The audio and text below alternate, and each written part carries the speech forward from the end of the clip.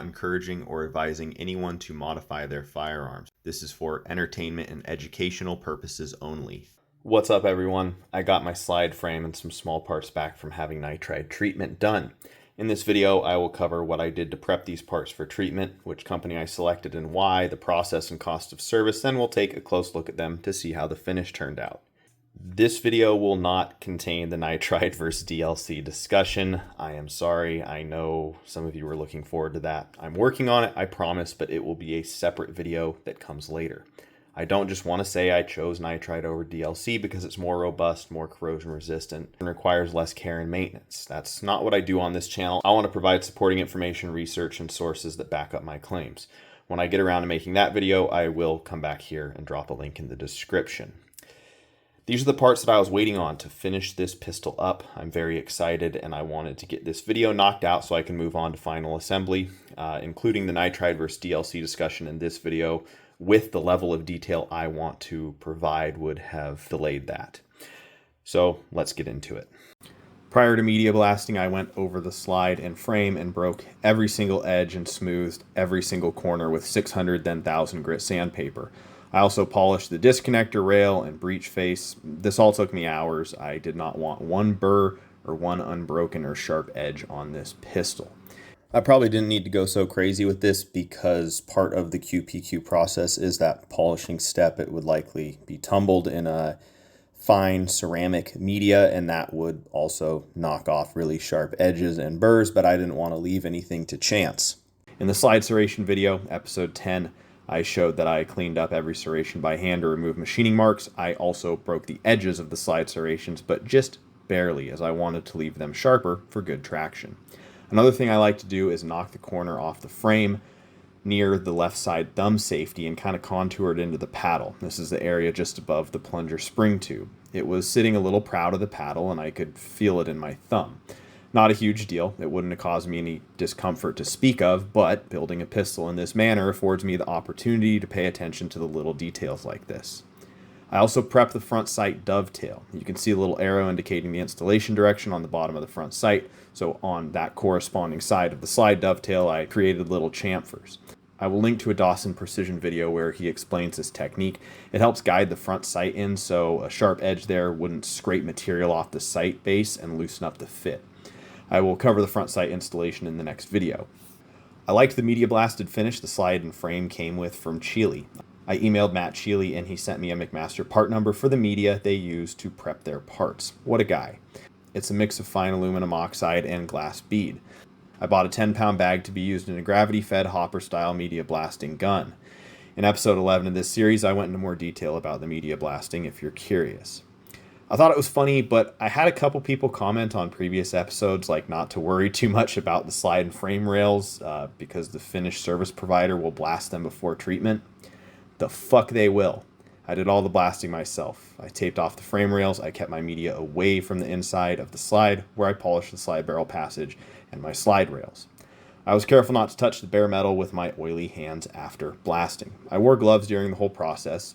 That freshly raw finish with lots of micro topography on not particularly corrosion resistant 4140 steel alloy would be prone to rusting. I wanted to make sure it didn't rust because that would necessitate blasting again before treatment. I looked at the parts under varying lighting conditions and from all angles to make sure I was happy with the uniformity of the finish before I called it done. It can be helpful to get the parts wet with water, or in the case of corrosion prone pieces, oil. That can really highlight little inconsistencies in the finish. I also media blasted my ejector, extractor, and the visible ends of my magazine catch. I sent those, the ejector pin and my mainspring housing pin, to be nitride treated as well.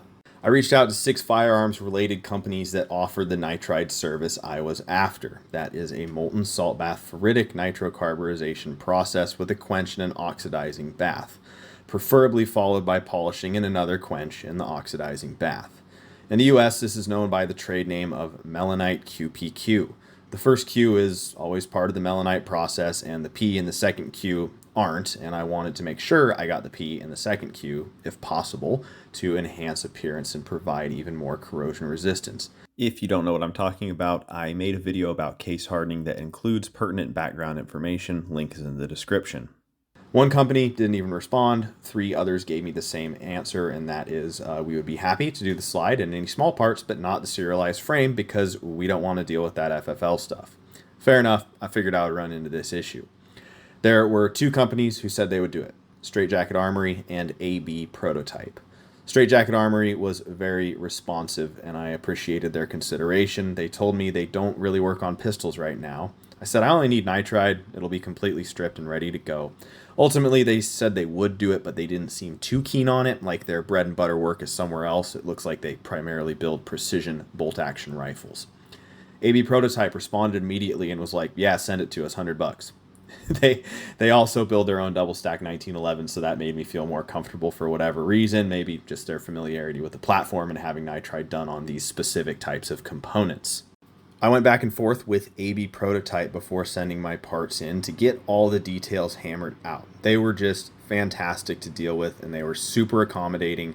Big shout out to AB Prototype. I appreciate the hell out of them. I prepped and blasted my own parts. I didn't want them touching my frame rail, so I spoke to AB about this, and they said, no problem, just make it obvious that you don't want them blasted. They weren't going to charge me any more than the $100 base charge for the slide and frame, even though I was throwing in a handful of small parts as well. I packed everything up carefully. I coated all alloy and carbon steel pieces in oil. If they rusted, they would need to blast them again before treatment, which I obviously didn't want. They would be running the parts through an industrial parts washer to degrease them prior to treatment, so a film of oil was no problem. I covered the packaging of every part with tape and wrote "Do not blast" all over it, trying to make it really obvious here. I also included a parts list and another reminder not to blast them. I listed the materials for each part in case it mattered for process parameters, even though I'm pretty sure it doesn't. I placed the order through their website, and they emailed me to confirm what parts I would be sending. I let them know I was sending a frame. Since they have an FFL, I can ship the frame directly to them as long as they provide the packing slip, which they did. I mailed all the parts off, and 4 weeks later, I got an email saying it was on its way back. 2 more days, and it was at my door. For the treatment and shipping, both ways, it only cost me $153. They probably wait to get enough parts together from their own firearms builds, and what customers send in justify having a big enough batch to take in for treatment. This usually takes somewhere between 8 to 10 weeks. They don't do the treatment themselves. Some serious equipment is required to handle hundreds of gallons of 1100 degree Fahrenheit molten cyanide salts. I sent my parts to Oak Ridge, Tennessee. My guess is they drive them about an hour and a half down the road to Chattanooga, where HEF USA has a liquid nitride facility that offers a Melonite QPQ service. I bet that I just got lucky and sent my parts in about halfway through their roughly 8 to 10 week component gathering cycle, so my lead time was reduced. Everything came back very nicely packaged and well protected. These parts look great. I cannot see any major defects, certainly not anything that bothers me. There's one faint light spot right there in that slide serration, but it's barely noticeable. I'm surprised how much the polishing step in between the 2 post-process oxidizing steps smoothed out the finish. It's very fine and uniform, and it's smoother than it was after I media blasted it. This finish is pretty much identical looking to the finish on some of my CZ slides. I know it's the same salt bath nitride treatment and post-process steps. In Europe, where CZ does it, it's just called Tenifer instead of Melonite, identical processes. I can tell the difference in the finish between where it was blasted and not. The frame rails and the inside of the slide barrel passage are smoother, but not by much. I can tell they didn't media blast these parts again, which is good. They can follow obvious instructions. I'm still glad I blasted it myself and went to the extra trouble. I was in control of the media I used and was able to inspect all the parts and make sure I was happy with the uniformity of the finish. Maybe they would have used a coarser media that wouldn't have smoothed out this nice, or been in a rush and missed a spot. It shows fingerprints pretty easily. Those wouldn't cause any issues in terms of corrosion if not wiped off. This also doesn't need to be kept oiled like DLC. A couple of reasons why I prefer this over DLC.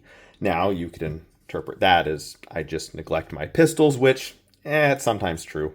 I am very happy with the finish on these parts. This is exactly what I wanted, and I absolutely love the way they look. Once again, huge shout out to AB Prototype. I'm not affiliated with them in any way either. They just provided a great service at a great price, and I really appreciate it. I think the slightly lighter gray black looks really interesting with the deeper black of the anodized grip module. The two-tone look with the polished barrel and all the other small parts and controls being satin is gonna look really fucking sick. Now, as excited about this as I am, I do have a cool project coming up that I will be making a mini series of videos about.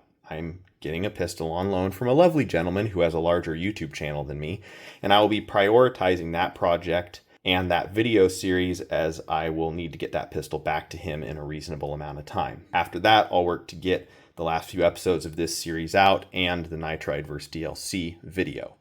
Thanks so much for watching. I'll catch you next time.